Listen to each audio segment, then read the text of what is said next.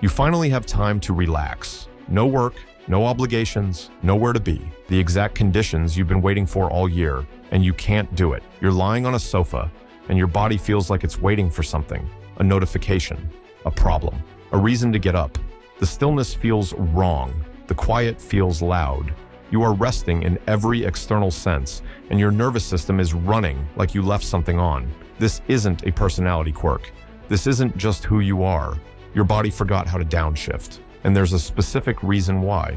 Your nervous system has two gears: sympathetic, on, alert, and ready. Parasympathetic, off, safe, and recovering. Switching between them is supposed to be automatic. Threat arrives, sympathetic activates. Threat passes, parasympathetic takes over.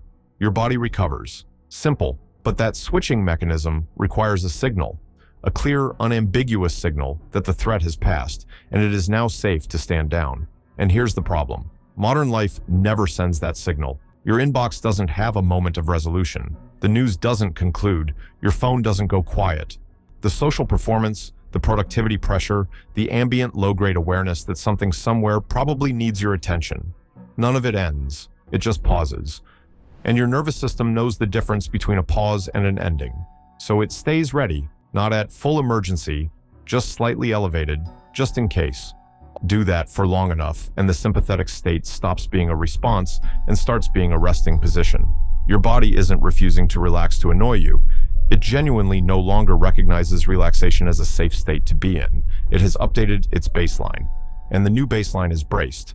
So you try to relax. Of course you do. You take a bath, you go on holiday, you do the breathing exercise, you close the laptop at a reasonable hour and tell yourself tonight will be different. And it helps, a little, but it doesn't land the way it used to. The bath is fine, but your mind is still running.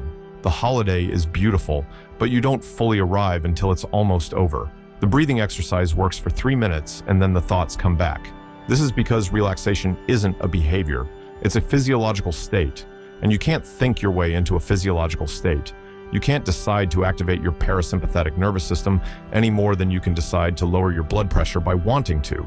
Your body needs evidence, consistent, repeated, convincing evidence that the threat has actually passed, that it is genuinely safe to stop watching, that nothing is coming. And that evidence takes time to accumulate. More time than a bath, more time than a weekend, more time than most people are willing to give it, because in the gap between trying to relax and actually relaxing, it just feels like failing to relax. And that feeling is deeply uncomfortable for a nervous system that has spent months being rewarded for staying alert. Here's what actually works: consistency over intensity. 5 minutes of genuine stillness every day accumulates faster than a 2-week holiday once a year. Your nervous system responds to patterns, not events. It needs to see the quiet morning enough times to start believing it's real. Removing inputs, not just outputs. You can't relax while still consuming everything. The news, the scroll, the podcast in the background. These are inputs your nervous system has to process, even when you think you're unwinding. Silence isn't empty. It's the signal. And patience with the discomfort. The restlessness you feel in the first few minutes of stillness isn't boredom. It's your nervous system testing whether the quiet is safe. Most people reach for their phone right at that moment, which confirms to the nervous system that quiet is indeed a problem to be solved. Sit through it. Let it be uncomfortable. It usually passes within minutes. And on the other side of it is something most people haven't felt in a long time. Not happiness, not calm exactly, just the absence of bracing. Which leaves you with one question worth sitting with. When was the last time your body wasn't waiting for something?